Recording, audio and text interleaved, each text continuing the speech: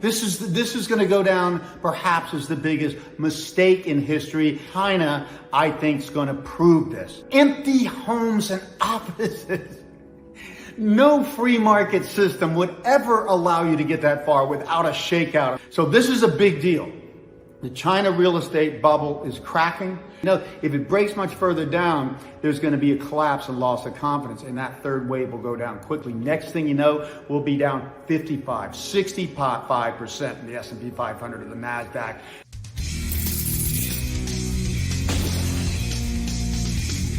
In today's video, Harry Dent, author of 0 Hour, discusses what's up with bonds, the next moves of the Fed, the raging inflation, and the coming recession. Before listening to him, please ensure to smash the like button and subscribe to the channel. It's all about China and Japan. Why? Japan was the first developed country to peak in its demographics and spending capacity. And its stock market peaked a long time ago and will never see new highs. I've been saying this for years and people don't get it. Well, China is that for the emerging world now. It is the first emerging country to potentially peak for a long time because it overexpanded its economy. One of the things I always get, from economists and a lot of people, questions on media and stuff. State-driven capitalism. That's the new model. No, this is going to go down perhaps as the biggest mistake in history. And thank God for me, China, I think, is going to prove this.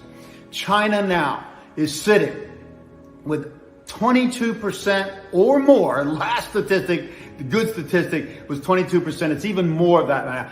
Empty homes and offices. No free market system would ever allow you to get that far without a shakeout and weeding out the companies that overinvested and the people that overbought at high prices and stuff. So what the biggest perspective today, and we're right in the thick of it here, okay? The U.S. was the leading country coming in, driving the bubble into the roaring 20s, okay? There was two bubbles there, one into 1919, a crash, and then the final one into 2009, and then the Great Depression.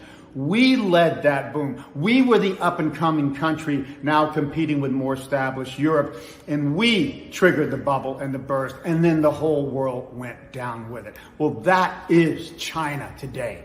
China is the up-and-coming country. Japan, again, first in East Asia to peak, and again, progress has just gone from east to west ever since the Dark Ages, okay? It's gone from Western Europe to Northeast to Midwest U.S. to the West Coast. And then Japan was the next big star. Well, Japan flamed out, Its spending wave, its demographic trends peaked in 1996. Its stock market peaked in 1989 because of a great bubble, and its real estate market in 1991 to follow that. And then both crashed. China's doing the same thing, the first emerging world country to do that. And why is this more important? China now is the second largest economy in the world, just like the United States would have been compared to Europe back in 29. It's got the greatest bubble, okay?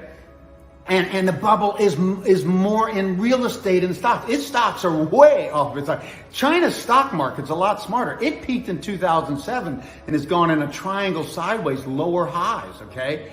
It saw that the future wasn't so great in China, but the government has encouraged building and home builders can just build, throw caution to the wind, and the government will cover up and not let the economy fall down when there's 22% homes empty. So if China finally tips over, which it's showing signs of doing, its stock market, I'll show in this February issue, is right on the edge of breaking out of a giant triangle pattern, which will take it down to 1,000, down 86% before you know it, and then it's over, okay? It's hard to come back from that, and you lose the confidence of the citizens, and you got to remember, China's government, China's not a democracy, as most of us know, and a lot of people keep, have come to me like, oh no, Harry, but state-driven capitalism, like, etc. That's the new thing. No.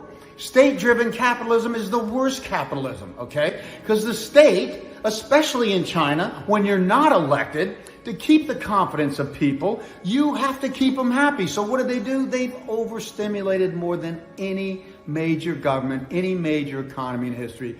Greatest bubble in history ever. in modern history. And when real estate bubbles burst, it hits everyday citizens of the economy way worse, because real estate is leveraged with mortgages up to 80, 90%, okay? Most people don't buy stocks on debt, okay? Just traders do. So real estate is owned by far more people, and 75% of the net worth of Chinese and owned by 80-some% of the people in a country that can't even afford anywhere near. Still a third of our standard of living at best, adjusted for cost of living. So this is a big deal.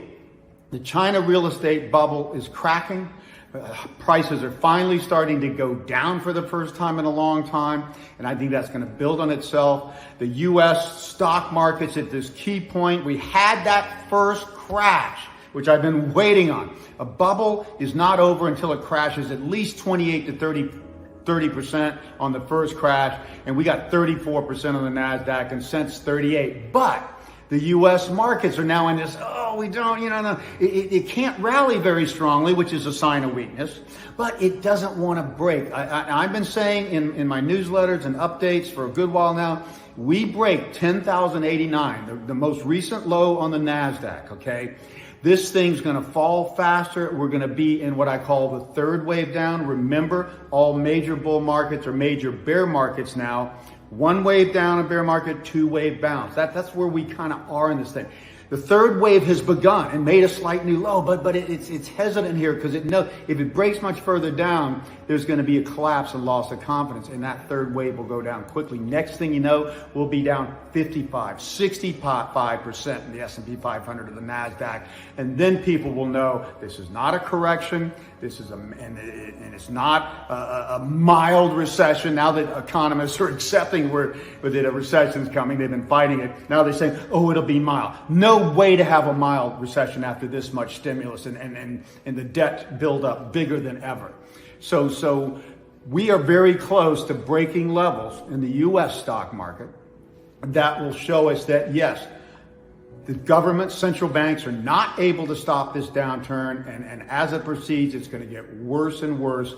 It will be the crash of our lifetime, but the proof of that will require that we break to a new low and continue down, and I'm looking at the NASDAQ as the key index in the U.S., 10,088. We need to break through that convincingly, and then we should see much bigger down movements. And then, the government, of course, they'll pivot. Or they'll pause or even maybe start stimulating, but it'll be too late. That's the problem with the Fed. They waited too long to tighten here.